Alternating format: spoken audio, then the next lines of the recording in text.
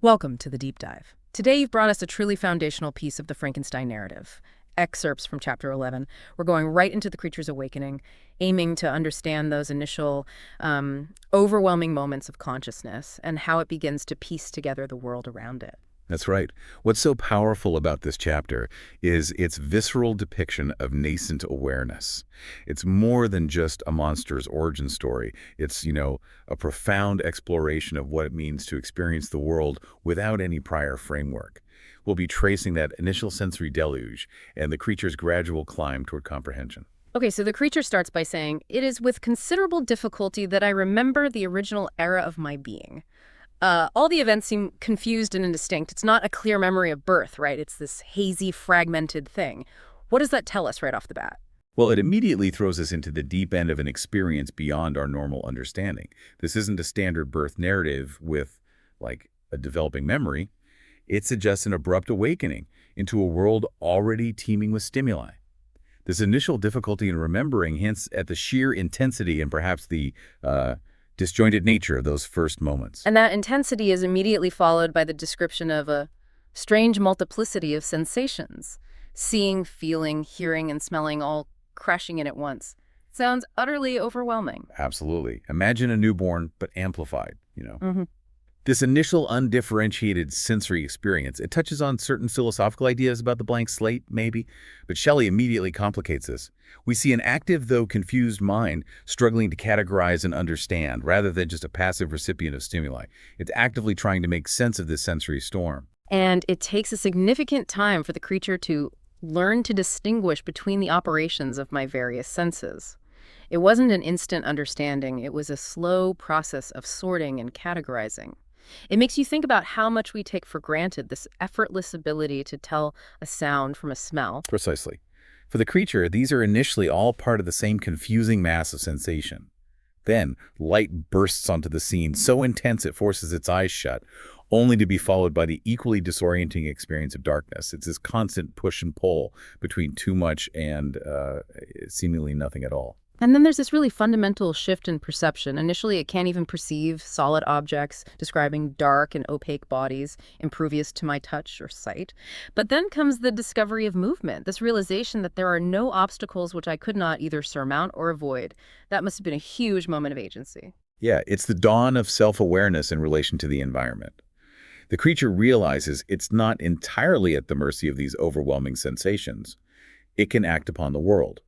However, as you pointed out, this newfound freedom brings immediate challenges. The oppressive light and heat drive it to seek refuge in the nearby forest. So this marks its first interaction with the natural world, driven by a very primal need for relief. Resting by a brook, it's then driven by hunger and thirst. And its first sustenance comes from berries and water. It's survival at its most basic. What's fascinating here is the direct link between physical discomfort and purposeful action. Hunger and thirst aren't abstract concepts. They become the catalysts for exploration and discovery. The creature identifies a need, finds a solution, and then quite naturally seeks rest. But that rest is short-lived. Waking in the dark, feeling cold, there's this immediate, almost instinctive fear. It had taken clothes, which is like a sign of some level of foresight, yet they are insufficient to secure me from the digs of night. It paints a picture of profound vulnerability. Absolutely. And this physical distress triggers a deeply human response: weeping. This early display of emotion, directly tied to physical pain, is significant. It suggests an innate capacity for feeling and suffering from the very beginning. Then the moon appears. The creature describes a gentle light and a radiant form rising, inspiring a kind of wonder. The celestial body becomes a point of focus in this still chaotic world. Why the moon, do you think? Well, the moon offers a sense of visual stability and even beauty amidst the sensory turmoil. Its cyclical nature might provide a subconscious anchor in an otherwise unpredictable environment. It's a consistent, discernible presence that draws its attention and provides a source of comfort, or at least, fascination. And in its light, the creature continues its search for food and finds a cloak for warmth. But even with this visual aid, the internal state is still one of confusion. No distinct ideas occupied my mind, all was confused. I felt light and hunger and thirst and darkness. Innumerable sounds rang in my ears, and on all sides various scents saluted me. It's sensory overload, but with the moon as a single, clear point of reference. It's that initial struggle to parse the world. The moon stands out as a distinct entity in this barrage of undifferentiated sensations, highlighting the creature's inherent drive to find order and something recognizable in its experience. And as days and nights pass, the creature starts to make progress in sorting through all of this. It notices the moon lessening and begins to distinguish my sensations from each other. This feels like a monumental step. It is. It's the crucial transition from a state of pure sensory input to one of rudimentary understanding. The ability to differentiate between sight and sound, for example, is fundamental to navigating and making sense of the environment. We see this with the stream and the trees becoming clearly visible, and there's this lovely moment of discovery when it connects the pleasant sounds it hears to the throats of the little winged animals.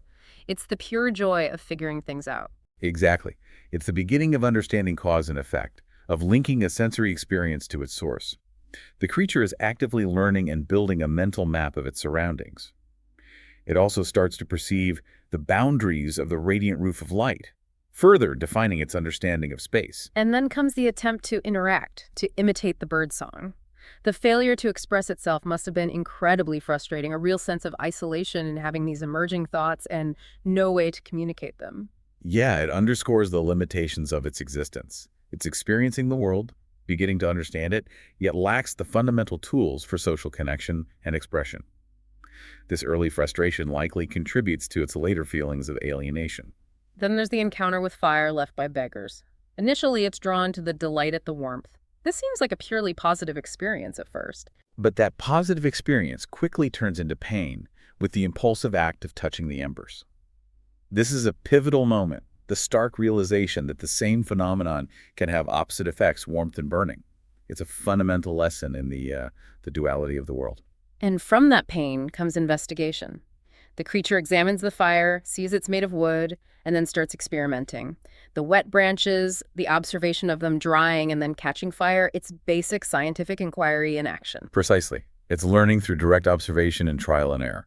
The creature grasps the cause and effect, actively gathers fuel, and even develops a strategy for keeping the fire alive through the night, showing a developing sense of planning and understanding of its needs. And then the realization that fire provides light as well as heat, adding another layer to its usefulness. And the discovery that cooked food tastes better than raw, leading to experimentation with roasting spoiled berries, but improved nuts and roots. It's learning about the properties of different things. This demonstrates the creature's remarkable adaptability and its increasing ability to manipulate its environment to its benefit. However, this growing competence doesn't overcome the basic need for consistent sustenance, leading to the decision to leave the relative safety of the forest. And in leaving, it exceedingly lamented the loss of the fire and its inability to create anew. That shows a real understanding of the value of knowledge and a frustration at its limitations. The journey across the snowy landscape that follows really emphasizes its vulnerability again. Right. The stark, unforgiving landscape of uniform white and bitter cold highlights the creature's lack of natural defenses and the harsh realities of its existence. This desperation leads it to the discovery of the shepherd's hut, a completely novel sight that sparks its curiosity. The encounter with the old man is shocking. The immediate terror and flight, based solely on appearance, is the creature's first significant interaction with another being, and it's a completely negative one. Yet the creature is enchanted by the shelter, seeing it as a divine retreat and hungrily consuming the leftover breakfast. It's a mix of rejection and unexpected comfort. It underscores the creature's fundamental needs for safety and sustenance, and how even a brief fulfillment of those needs can create a sense of wonder. But this fragile sense of peace is shattered by the even more violent encounter in the village. The village, appearing miraculous with its dwellings and the lure of food, draws it in. But the reaction is pure fear and aggression. Shrieks, fainting, and a physical attack leave the creature bruised and fleeing for its life. This seems like a real turning point in its understanding of humanity. It is. This brutal rejection marks the creature's first direct understanding of human fear and hostility directed specifically at it. The stark contrast between its innocent curiosity and the violent response is deeply traumatic and will undoubtedly shape its future interactions. Seeking refuge in the hovel attached to the nicer cottage, the creature is now driven by fear. It won't even risk approaching the main cottage, choosing the meager shelter instead. The description of the hovel emphasizes its basic function as protection from the elements. This hovel becomes its sanctuary, a place of refuge, however inadequate.